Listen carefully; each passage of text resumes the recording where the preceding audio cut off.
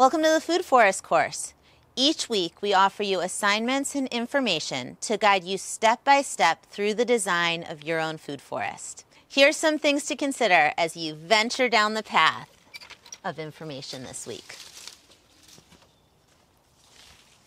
It's so good to be here with you, Brian, at Inspiration Farm here in Bellingham at the turning of the seasons as we move from summer into autumn, and to be able to really take in all the abundance that you've brought in throughout the summer when most people can bring in abundance on their farm, and then all the abundance that you still have as we move into these cooler seasons of the year. It's neat to spend time with someone like yourself who also lives with the seasons, notices as the seasons change the different ways that we can enhance our landscape to be able to follow the wheel of the year. I often say the wheel of the year, meaning like how the seasons turn.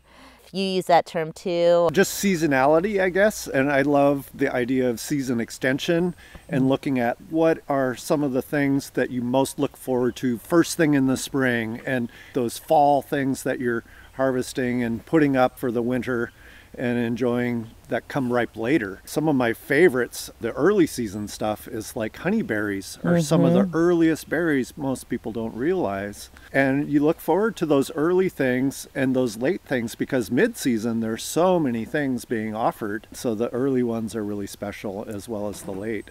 Every climate is different. In the Pacific Northwest, there's this ebb and flow of burst of growth and then decay and decomposition. The multitude of birds that come around during the fall that lay down their manures, that really helps with that decomposition as we move into winter. Wherever someone is that might be watching this video, there's this ebb and flow of their seasonality, which attracts different birds, provides different seasonal fruit harvests, provides times where you can't get certain things, and so it's a good time to enjoy other things. And if we were to look at how the seasons change throughout the year, then we can also understand how different activities on the farm change throughout the year. There's the spring expansion, and you're out and you're working soil and you're planting seeds and you're gathering some of the early fruits and planning for the season. As you move into summer, there's more of a steady flow of interaction that's more simplified because you've set your pattern. And then if you move into the fall, then there's harvest and storage and preservation aspects and looking at plans for next season. As the season goes inward and plants draw their energy back down into their roots, I kind of follow that as well. Springtime, we see a lot of that ephemeral growth, a lot of the spring nutritious greens that we like to eat, and those come up in the understory of the food forest. Generally in the forest, as the sun returns around spring equinox, then we start seeing the leafy things on the ground layer start leafing out, and this emergence starts at the ground, and the shrubs and the trees take time to leaf out so that the earth can warm.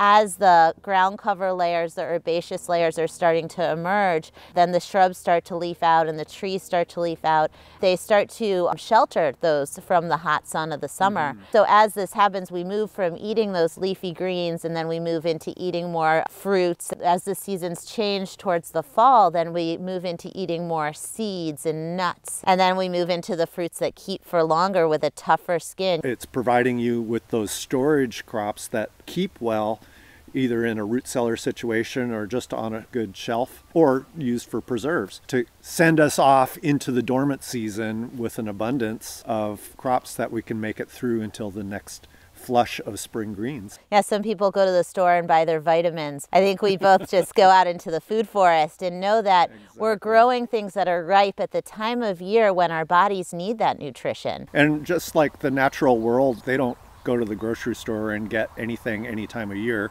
They eat seasonally and eat what their body needs. Then the way that we eat is also our way of caring for our health and the health of our friends and community.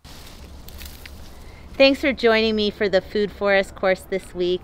I hope that you gathered lots of ideas to bring delight and abundance and so much joy for your community, and joy that you can see from other creatures into your food forest.